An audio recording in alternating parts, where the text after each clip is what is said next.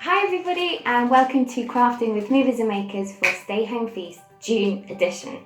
So today we are creating a high street. So you're going to build your own high street with recycled things because we have teamed up with a small studio to focus on reinventing the high street in West Norwood. So first step is to open up your cereal box or any box, and that is going to be your base. Step 2 is to print off the documents from the small studio package that we have shared online. And then you are going to cut out, if I can find my scissors, you are going to cut out your buildings. So you can see lots of lovely shop fronts that are on the high street. So you're going to cut them out. I'm just going to finish this one off. And then, to make them three-dimensional, you are going to fold along the line where the building meets the pavement. So fold flat onto the shop front. So then, when we stick it down, we will have some lovely shop fronts in 3 dimensions. So, step 3 is, I'm going to show you the creation that I have. I'm going to move my street cones out of the way. I am building a high street today. I'm wearing high vis to be extra safe. So, looking at my high street, so I've got the folded parts printed out from a small studio, and I'm just going to finish securing them so they stay standing up. So I'm going to use some gaffer tape. You could use sellotape, PVA, whatever you like, to secure it into place.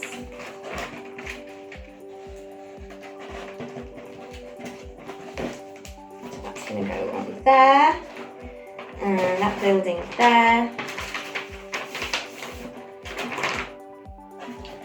And then we can see these 2 buildings, these set of shops and trees here as well. Okay, and then at the top of this end of the high street, that is going to be where the square is, which we can also think about what we would like. So to create this, I printed off the square, I cut it down the middle, and then joined the back, folded it like the other sets of shops, folded it over to create a 3-dimensional square. And then I'm going to fix that into place into the corner. So step 3 is to use your other recycled things to create features of your high street. So for example, I have a box that used to have candles in it, and because it has a plastic front, I thought that would be brilliant for a row of shops. And on here I've drawn fruit and veg, and I'd love to see an art shop as well for kids and local artists to sell their work. And I've also stuck on a Vaseline top and drawn on a clock with a marker pen. So that is going to slot into place here, and I can fix that into place with my tape. On it goes.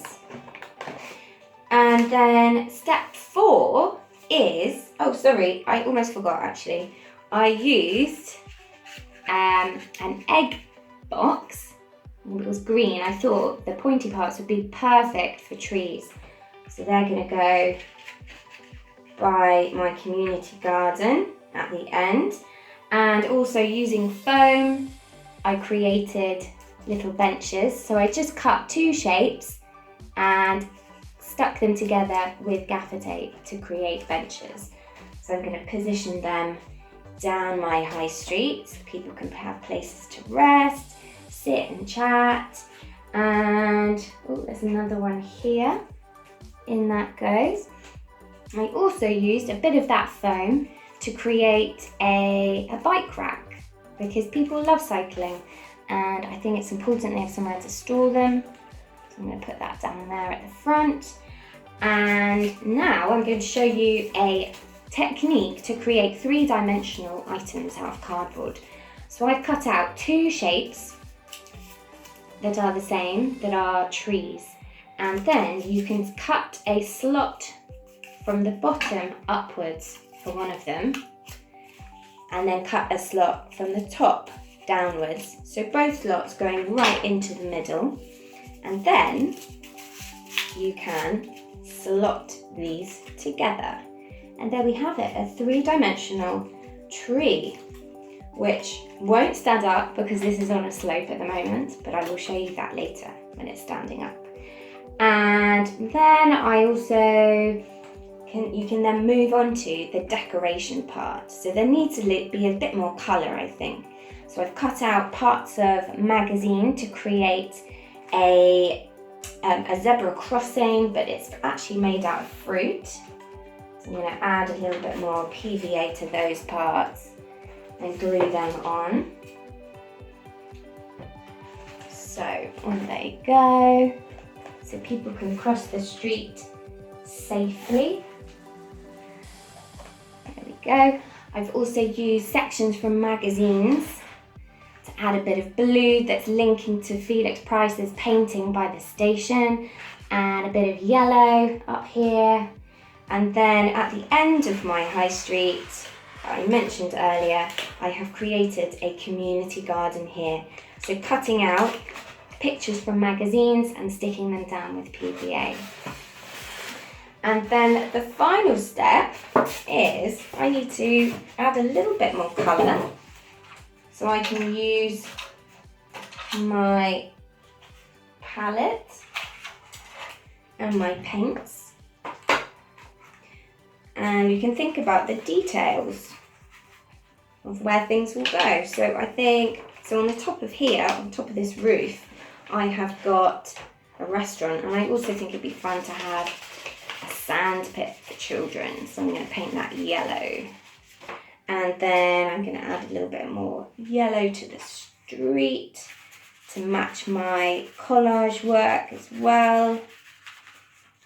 So I stuck paper all over the base because then it's easier to paint it. So I can add some more colour, some more green by my community garden. There we go. And also you can use a permanent marker to add a lot of detail as well to the whole of your high street design. So I think some people are arriving to visit the new high street. So let's see if they like it, and we can't wait to see your creations. So really just go for it with your ideas. What would you like to see on your high street in West Norwood? And remember to share your creations online, hashtag Movers and Makers, hashtag Stay Home Feasts, hashtag West Norwood Feast, and we can't wait to see your creations. See you all soon. Have fun!